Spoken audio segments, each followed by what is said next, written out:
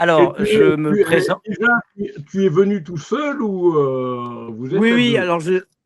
alors là, je serai tout seul. Je représenterai du coup notre duo Denis et Mataniel. Denis, malheureusement, ne pourra pas être là et s'en excuse. Mais je le représente. Voilà. Ok. Donc, il transmet ses excuses les plus sincères suite à des problèmes un peu plus compliqués, comme dit en coulisses. Je me présente, je m'appelle Mataniel, j'ai 20 ans.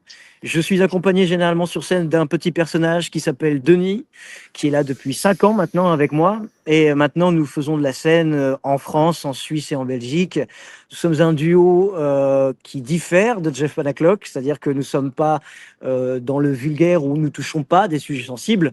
Le seul sujet que nous touchons, c'est l'autodérision, un sujet qui me concerne et qui, du coup, le seul blessé, c'est moi. Voilà. Et à côté, quand je te suis sur tes réseaux sociaux, bah, tu es aussi un peu dans la chanson, un peu rock, finalement. Oui, il est vrai que ces derniers temps, je suis très Et dans le surtout, bah, rock and roll. mais du rock des années plutôt 70, 80 et pas du rock récent. Non, non, c'est du rock effectivement entre la fin des années 50 et entre 70 et 80. C'est du rock and roll à la Elvis Presley. C'est vrai que ces derniers temps, je me suis très focalisé sur le personnage de Elvis Presley.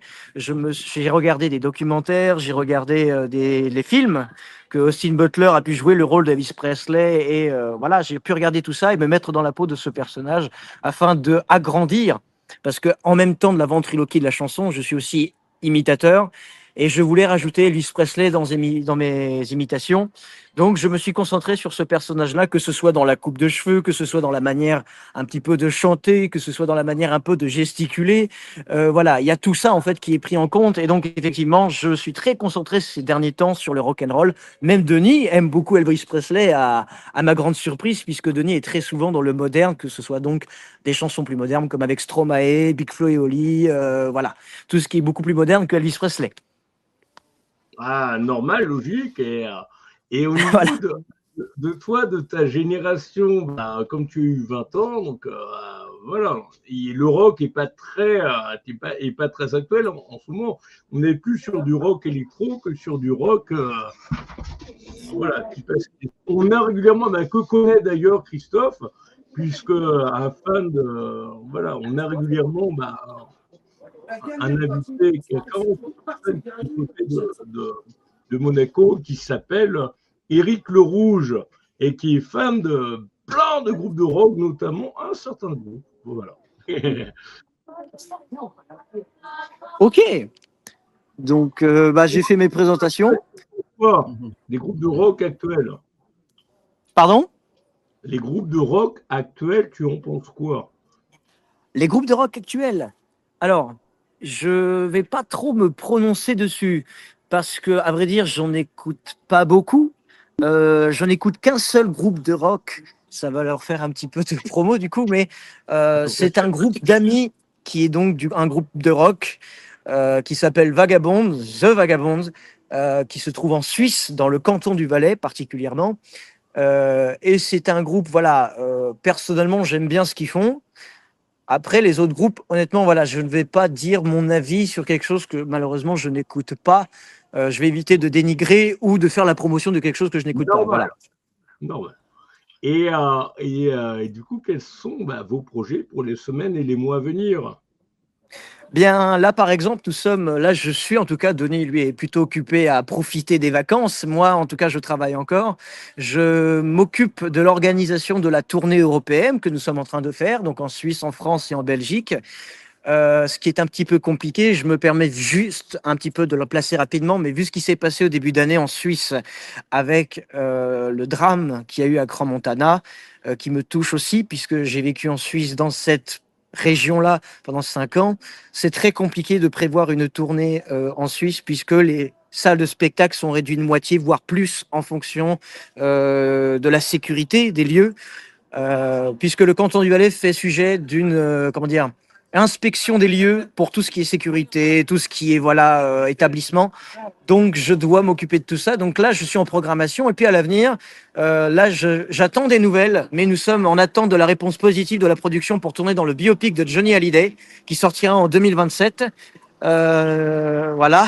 On espère que ça sortira. La candidature a été retenue. Pour l'instant, on attend la réponse définitive. Mais sinon, voilà, tourner dans d'autres films. On a d'autres projets, par exemple, sur YouTube avec d'autres grands YouTubeurs qui sont prévus. On a quasiment fait presque toute la liste. Il n'en manque plus que Squeezie. On attend que ça se passe. Et puis Oui, sinon, voilà, que... même tu as des trucs que tu recycles avec des youtubeurs actuels un peu foufou, voilà, Voilà. te Voilà, suivant régulièrement sur les réseaux. il y a tout ça, effectivement. Et puis, Je sais une tournée européenne, comme j'ai mentionné avant. c'est Anime ou un truc comme ça, mais C'est ça. Anime que j'ai pu rencontrer via un tournage avec Michou en 2025, du coup l'année dernière, que je ne connaissais pas à la base. Je vais être honnête, Anime, je ne le connaissais pas. Ça veut dire que moi, je me concentre encore une fois sur tout ce qui est rétro. Donc Elvis Presley, tous les anciens chanteurs, tous les anciens humoristes, donc des proches, Coluche, Chevalier Las Palais. Je suis très, très, on va dire, un peu, j'ai du mal à me mettre à la page là-dessus. Mais donc, Anime, c'est mon petit frère qui m'a montré ça. Et donc, du coup, effectivement, j'ai rencontré Anime via un tournage avec Michou. Et du coup, c'est vrai que voilà, je rencontre des nouvelles têtes qui n'étaient pas là avant dans le métier. Anime, de mémoire, Anime, il a à peu près ton âge. Il n'est pas très, très ancien. Oui, il a 23 ans, donc c'est vrai qu'on est à peu près du même âge. Mais c'est vrai que, contrairement à Anime, qui est Toi, très tu vas dans vers tes 21 l'actualité, dans la ans. modernité, moi, je suis plutôt dans le rétro. Comme j'aime bien le dire souvent, qui est tiré du film Avengers de Marvel de 2010-2011, il y a un personnage qui disait, vu ce qui se passe dans le monde aujourd'hui, j'estime que les gens ont besoin d'une touche de nostalgie pour se rappeler un petit peu de l'ordre et un petit peu de tout ce qui était un petit peu droit auparavant. Et c'est justement ça qui fait un peu peur aujourd'hui, au jour d'aujourd'hui, c'est que on est beaucoup plus dans le domaine du souvenir. Voilà. Moi, par exemple, je vais avoir 48 ans le 18 juin prochain. Et moi, mes souvenirs à moi, c'est Dorothée Oui, qui a Dorothée, oui. blindé ses salles au Palais des Congrès en 8 minutes, qui a blindé les deux salles et qui est recordwoman de Bercy anciennement, qui est devenu l'hôtel Accor Arena, et puis qui est aussi recordwoman au niveau des Zéniths pour les records féminins. C'est vrai. Et moi, c'est grand souvenir et grand dynamisme. Et puis, on a dans le JMAC qu'on a publié il n'y a pas longtemps, tout à l'heure, le JMAC 95 avec Anne, c'était la première égérie de Disney, au début où ça existait encore, voilà, égérie de Disney, qui a connu Jean-Pierre Foucault, puisque ont animé Disney Parade pendant presque 3 ans. Ok, Voilà. Et qui va nous rejoindre dans un live bientôt. Je ne sais pas si c'est celui du 10 mars ou celui du 31 mars, avec toujours des ok. surprises. Et nous, on est fans du rock, on est fans de la musique, des chansons à texte aussi, pas forcément anciennes, mais très dynamiques. Et puis, est-ce que tu pourrais éventuellement nous parler d'une connaissance que l'on a en commun? C'est Mehdi, Oh, Mehdi, qui était Mehdi là, Garrigue. ouais, qui était là dès le tout premier live, le 1er septembre, et qui est, lui, je Effectivement, pense, c'est quelqu'un qui est merveilleux et que je vais défendre énormément, notamment sur la préservation de ce qui a existé avant.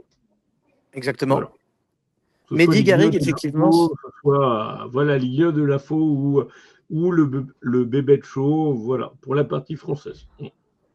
C'est vrai que Mehdi est très dans la préservation. Mehdi a été le Pour la marionnettiste de quand même pas manipulation mal de grand aussi, monde. Il a été manipulation le, aussi, un peu, voilà. voilà, il a été le marionnettiste de Jeff Panaclock, de Capucine, de tant d'autres. Il a été aussi marionnettiste pour Jamel. Voilà, il a quand même travaillé avec des grands du milieu. Et c'est vrai qu'aujourd'hui, maintenant, il est partagé entre ça, entre la fabrication et la manipulation et la préservation de ce qu'il y a eu avant.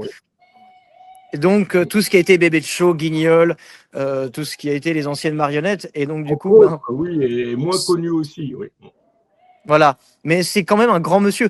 à mes yeux, évidemment, ce n'est peut-être Ah, pas le cas il n'est pas beaucoup plus vieux que toi, hein. Non, pas beaucoup, mais ce que je veux dire, c'est que Mehdi, il est, Et pour vous moi, êtes à à mes peu près yeux, au même secteur. Le Jim Henson français. Mm. C'est notre créateur à nous, c'est celui vraiment.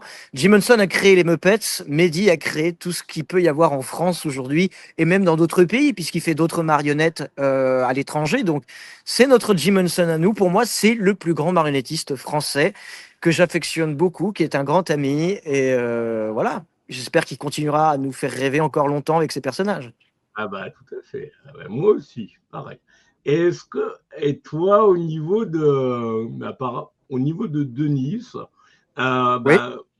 est-ce que tu pourrais présenter un peu son parcours de la vie jusqu'à aujourd'hui, de Oh, sa création jusqu'à aujourd'hui, de sa naissance jusqu'à aujourd'hui dans les grandes lignes eh bien, Denis a été d'abord fait, non pas par Mehdi Gary, mais par une marionnettiste espagnole amatrice, qui avait un petit peu, d'ailleurs, le premier Denis avait un petit peu un visage à la frère caché des Bogdanov, qui faisait beaucoup Mhm, rire les gens à l'époque.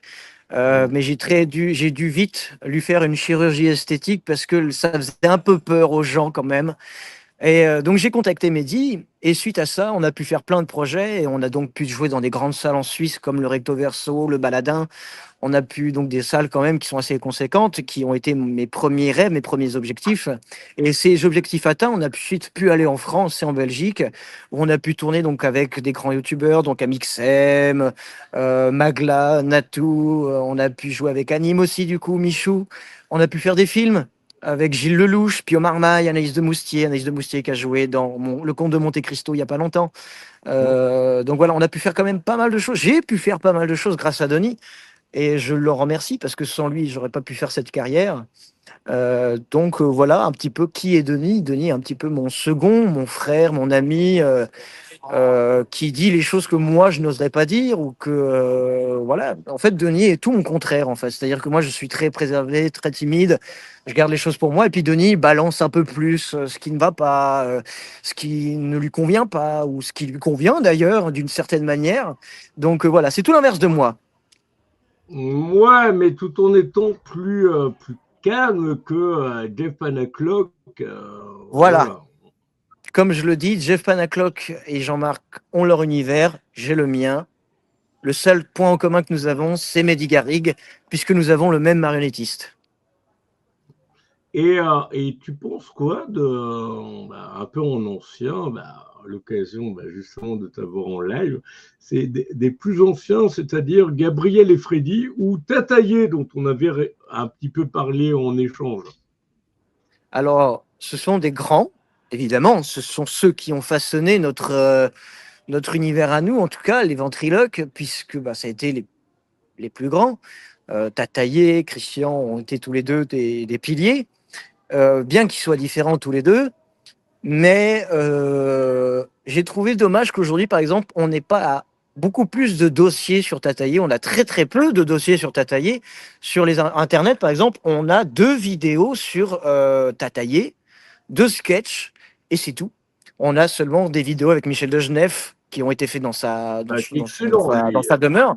Mais sinon, des sketchs, vraiment des sketchs humoristiques avec un public, on n'en a eu que 2 sur les Internet. Et c'est dommage parce que j'aurais aimé en voir un peu plus. Christian, je le connais personnellement, je l'ai vu À mon via les avis, je l'ai réseaux. déjà interviewé 2 fois et il est Oui, adorable. il est adorable, il Le est très singe un peu talentueux, roux, il est rempli de talent, le il a contraire, pas mal d'idées aussi. oui, le singe un peu roux, à peu près le contraire de Jeff Panaclock, voilà, enfin, de Jean-Marc. Christian était là avant Jean-Marc. Moi, je les confonds tous les deux, désolé. Non, non, ben, alors Ou ça c'est souvent, on effectivement un truc, confond aujourd'hui on les confond tous les l'antidote deux, et mais le c'est vrai que Jean parce Christian qu'il était y là a avant. les confusions. Moi, je suis pas sur C'était mieux avant, pas du tout. Mais ce que je peux te dire, c'est que faudrait que tu vois pour avoir des sources ou des spectacles au niveau de Tataillé. Patrick Sébastien l'a régulièrement reçu dans ses émissions et il a beaucoup, beaucoup, beaucoup de sources, des enregistrements vidéo. Et Patrick Sébastien, j'ai interviewé il n'y a pas très longtemps, enfin en 2021, et j'ai aussi interviewé en 2021 enfin pas en 2021, mais c'est celui qui clôture la saison. Live J-Web TV, c'est l'un de ses fils, Olivier Villa, qui a un cabaret du côté de Bordeaux et qui est Ok. très dynamique. Et ils ne s'entendent pas trop avec leur fils. Enfin, Patrick Sébastien, il est un peu particulier, mais c'est quelqu'un qui a vraiment soutenu tout ce qui est, je ne vais pas te dire, mais bon, au niveau de Jeff Panaclock et de Oui, il a beaucoup soutenu Jeff. Jeff, et vraiment. Et puis Donc, qui contribue aussi beaucoup à côté. Et voilà. Moi, on a réalisé l'interview rapidement sur un Zénith où je l'ai vu à Orléans, où il y avait Patrice Sébastien, où j'avais un Zénith à Orléans, où on avait négocié pas trop de temps, malheureusement. Et puis, il était sur l'année, ça devait être en 2021, ou l'année où où il s'était fait débarquer, malheureusement, de France Télévisions, oui, justement. Et je puis, me rappelle. par rapport au cabaret du monde, et puis où c'était la seule année, je pense, c'était 2021-2022, où il y avait les spectacles vivants, où voilà, il a fait le tour des Zéniths au niveau des spectacles où il était animateur et vraiment des folies, vraiment, j'ai pu réaliser plein d'interviews par rapport à ça et puis le rencontrer vraiment pour une fois. Voilà. Et moi, Ça, c'est Patrice Sébastien, c'est un modèle à moi depuis depuis facile 20 longtemps. ans. Voilà. Et puis, il a toujours diffusé, il a toujours été là pour défendre les artistes du spectacle vivant, que ce Oui, soit Christophe, voilà, qui a sa propre structure et qui défend des spectacles qu'il porte, ou toi, qui a que 20 ans, c'est pas reproche, hein, mais non, non. moi, pour être le plus, voilà, moi, ce qui me fait plaisir, c'est que à 20 ans, tu as déjà une énorme ambition, mais c'est hallucinant. Quel J'ai courage. j'ai- j'ai toujours essayé de me donner les armes nécessaires pour faire ce métier. Je sais que c'est un métier compliqué. Je n'imagine même pas ce qu'ont pu endurer mes camarades qui ont commencé bien plus tôt avant moi. Voilà, j'ai toujours été effectivement pris de cette ambition de vouloir réussir dans ce milieu. J'aimerais pouvoir à l'avenir montrer mon univers à plus de personnes. C'est vrai qu'aujourd'hui, je joue principalement dans des grandes salles en Suisse. En France, je joue dans des salles de 300-400 personnes. Mon vrai objectif, ce serait de faire l'Olympia. En parlant de Patrick Sébastien d'ailleurs, il m'a suivi il y a quelques années. On a échangé deux, trois mots, mais ça a été sans plus. C'est un monsieur qui, je pense, est très occupé. Mais c'est vrai que c'est un monsieur que j'aimerais quand même rencontrer de ce qu'il est. Et puis surtout que ça a été quand même quelqu'un qui a imité des personnages, notamment Bourvil, j'en ai pour souvenir. Voilà, je l'ai vu aussi, je crois, imiter Louis de Funès, fut un temps, Ah, avec encore, l'actrice. Et donc, j'espère un jour pouvoir le rencontrer et qu'on puisse échanger, peut-être avoir quelques conseils de sa part. C'est un monsieur vraiment que j'espère rencontrer dans ma carrière et pour pouvoir qu'il m'apporte peut-être quelque chose. Je dis juste avant de partir du coup ce que je pense du gymnase, je dis qu'il faut que ça continue. Merci de donner la parole parfois à des artistes qui en ont besoin ou de les faire connaître. C'est quelque chose d'exceptionnel. Donc, vive le GIMAG et que je lui souhaite encore une longue vie. Voilà. Et très heureux d'avoir rencontré Christophe Lapara. Voilà, j'espère qu'un jour on se rencontrera sur les planches, mais qui on sait. n'était pas. Alors, on avait eu 7-8 intervenants au même moment. Et toi, avec grand plaisir, tu reviens, mais pas Je seul. reviendrai. Et je reviendrai pas seul cette fois-ci. La prochaine fois, je serai avec Denis, c'est promis. Je vous embrasse tous les deux. J'embrasse nos téléspectateurs. Pardon, nos téléspectateurs. Et puis, je vous dis à bientôt. Ciao, bonne suite.